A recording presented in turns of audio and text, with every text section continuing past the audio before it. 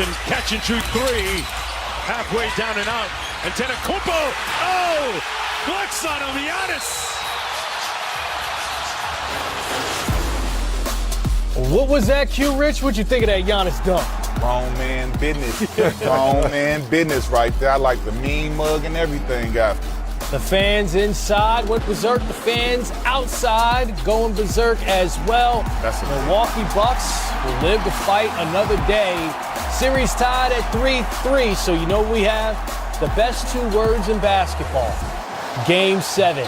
Welcome to Playoff Central Live, presented by AT&T 5G. Chris Miles here with 3D and Q Rich. And like we just said, a great performance by Giannis, but Chris Middleton really stepping up. He didn't have any shot attempts in the first quarter. And then from there, well, the winning performance is fueled by Gatorade, and it was Chris Middleton putting in a new playoff career high, 38 points, 5 3-pointers made. You look at the field goal attempts, none in the first quarter, took 8 shots, very aggressive in the second quarter, and that's where Q Rich, the Bucks took control early there. Now, this was an efficient game. Like 16 shots to get 38 points. That's getting it done in a major way right there. And then like you said, didn't even shoot in the first quarter. Chris Middleton, he brought his work hat tonight. He went to work. And you see the 5 threes, 5 assists, 10 rebounds, 38 points, 5 steals. 5 huge steals, but what I enjoyed, guys, was the patience. And Chris, you and I were watching the game. You said, wait a minute, Chris Middleton's not taking any shots. I said, that's okay.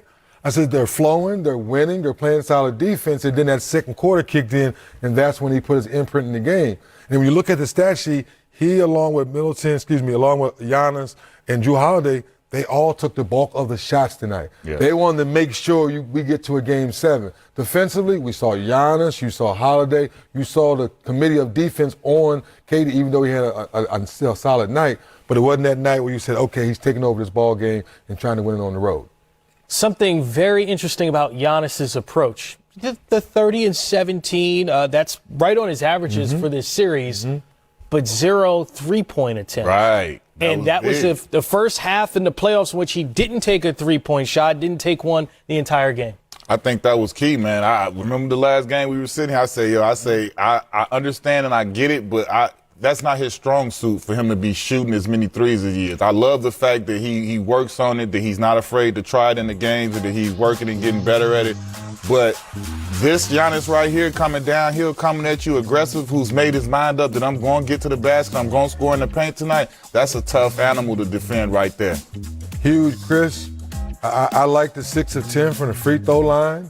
But to your point now, if you're shooting less threes, Q, you're driving, you're attacking the Nets defense, you're getting people in foul trouble. The point you made earlier about Ben Simmons, the same thing. It's the same. The same argument. Attack the defense, get the opposing team in foul trouble, live at the free throw line, get better at the free throw line versus listen to the naysayers and become a 3-point shooter overnight. Now you're not attacking the defense. Especially when you got a guy like Chris Middleton who can be efficient from 3-point range. 50, 40, 90 guy in his career, 2-time All-Star. But speaking of accolades, James Harden and Kevin Durant, I mean, 2 superstars in the league, as you will, both played 40 minutes 3D and coming off of 48 minutes. 46 minutes, 2 guys who have dealt with injuries. What did you make of Steve Nash pulling them with 4 minutes left in the game as far as like their fatigue and going forward to Game 7? Well, I thought that Steve Nash, after evaluating the film of 46 minutes for Harden and 48 for KD, that maybe he should have given those guys a blow after the first quarter or maybe before the half, because there was a couple air balls, a couple misdirection plays that didn't go the Nets' way. I said, I think they may be a little tired. But we know as athletes, we don't want to come out the game, and that's when sometimes you hear the coach saying, I got to save you from yourself, you need a blow. I would agree with that. I mean, those guys played 40 minutes apiece tonight after, like you said, 48, 46 respectively, and coming out at the end, I agree with 3D that it could have been, they should have kind of planned for a couple more breaks, knowing that they came off of those type of heavy minute games, and just coming into this game, I felt like it was a couple times where they were down 13, 14, where they wanted to try and make a push, but I felt like you still could have gave them a little blow here and there. Brooklyn Nets still looking to reach the conference finals for the first time since they went back-to-back years with Jason Kidd, K. Martin, all those guys in 2002, 2003. Let's listen to Steve Nash as they prepare for Game 7.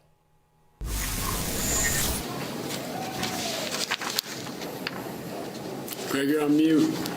Yeah, Dave, in the fourth quarter, we were within, I think, 5 points, and they put together that 18-2 run. It's kind of similar to the 2 regular season losses here. How much did the kind of one-dimensional offense at that point feed into that breakdown? Yeah, I definitely think it was a part of it. We weren't well tonight offensively. Out of rhythm, out of sync. We definitely didn't play the way we wanted to play, the way we planned to play, and I would say that for the entire game. We had a couple stretches where we played okay, but really didn't play the way we wanted to play offensively.